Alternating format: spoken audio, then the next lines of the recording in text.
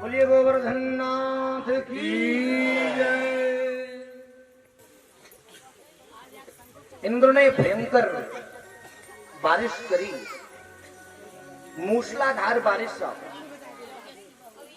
भगवान ने गोवर्धन नाथ को धारण किया, ब्रजवासियों की रक्षा करी। गोवर्धन महाराज को 7 दिन बाद इंद्र ने आकर के भगवान से प्रार्थना करी, निवेदन किया। भगवान ने गोवर्धन नाथ को नीचे स्थापित कर दिया। ब्रजवासियों ने मिलकर पूजा करी गोवर्धन नाथ की। हे गोवर्धन नाथ, तुमने हमारी रक्षा करी, संपूर्ण ब्रजमंडल को बचा लिया। कलयुग के प्रत्यक्ष देव है गोवर्धन नाथ। किसी कामना से परिक्रमा कर आओ, दर्शन कर आओ, कामना सिद्ध हो जाती है।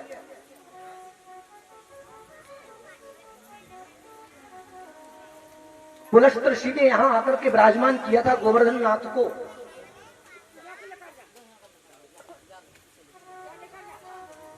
परीक्षित ने सुखदेव जी से प्रश्न किया यहां पर एक, और बहुत अद्भुत प्रश्न है, हम सबके लिए भी काम का है। राधे राधे बोलो प्रेम से।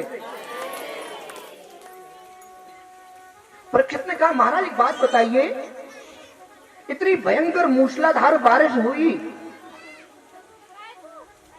ब्रजमंडल तो डूब गया होगा पूरा, कहां गया होगा? एक बूंदन 7 दिवस भई बरसा भारी, थके मेघ भारी जलधारी। कृष्ण चंद्र ने नख पे धारे, नमो नमो ब्रज के रखबारे। एक बूंद न नीचे आई, जमीन पे एक भी बूंद नहीं आई। बोलो आश्चर्य है कि नहीं? 7 दिन बारिश हुई, 7 दिवस भई वर्षा भारी। ऐसे ऐसे मेघ भेजे इंद्र ने कि बहा दे, ब्रज को बहा दो, पर एक बूंद न नीचे आई, एक भी बूंद। परीक्षित कहता, महाराज बूंद नीचे नहीं आई, कितना जल गिरा, कहां गया सब? प्रेम से राधे राधे बोलो, कहां गया इतना जल? सुखदेव जी महाराज कहते हैं, परीक्षित याद करो त्रेता युग को, भगवान राम ने रावण इत्यादि राक्षसों का संहार किया, वापस अयोध्या धाम पधारे। माता सीता ने भगवान को कहा, प्रभु हमने ब्राह्मण का वध किया है, आपके हाथ से ब्राह्मण का वध हुआ है, क्यों न हमें ब्राह्मण भोजन कराना चाहिए?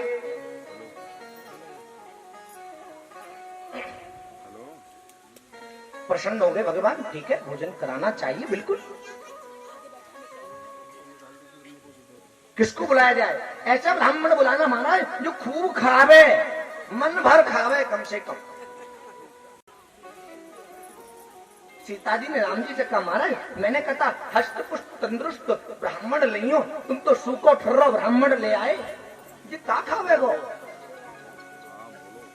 भगवान बोले, खिलाओ तो सही। अगस्त ऋषि है ये, 7 समुद्रों को ओक में भर के दे जाते हैं।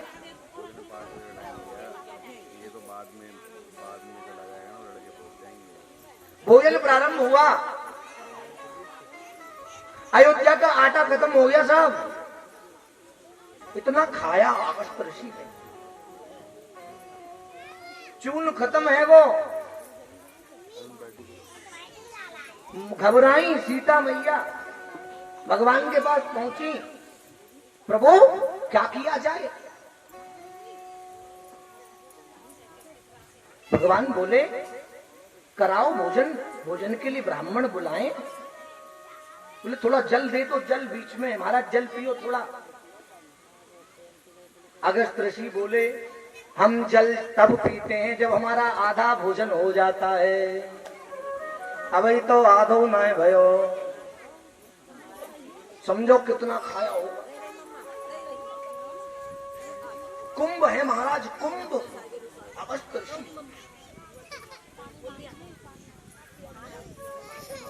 अब तो सीता मैया बिलखने लगी, परेशान हो गई, क्या किया जाए। अगर ब्राह्मण से संतुष्ट न कर पाए तो ब्राह्मण का श्राप हो जाएगा, ब्राह्मण का श्राप मिल जाएगा, ब्राह्मण रुष्ट हो जाएगा।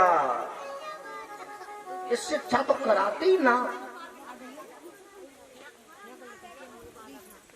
और राम जी ने उपाय बताया। राम जी ने कहा एक तुलसी की पत्र पर राम लिख करके उनकी थाली में परोस दो। तुलसी के पत्ते पर राम अंकित किया। अगस्त ऋषि के सामने जैसे ही रखा, अगस्त ऋषि ने डकार ली और कहा माता मेरा पेट भर गया है, थोड़ा जल पी लो महाराज। अब जल की जगह मेरे अंदर नहीं है, पेट में। भगवान राम ने आकर के कहा कि अब तो नहीं, जब भोजन इतना करोगे तो जल कितना पियोगे, इसलिए जल के लिए मैं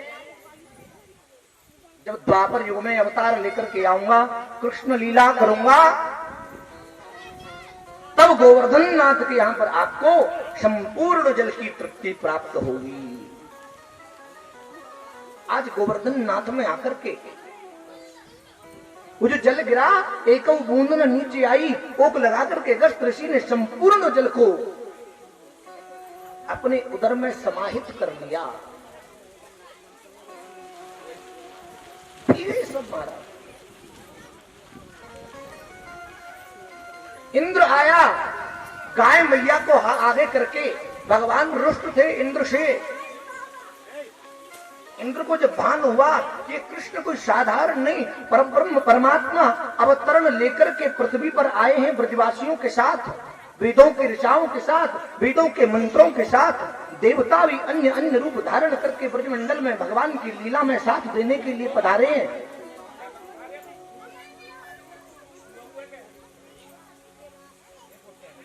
इंद्र ने भगवान का निवेदन किया, भगवान की प्रार्थना करी।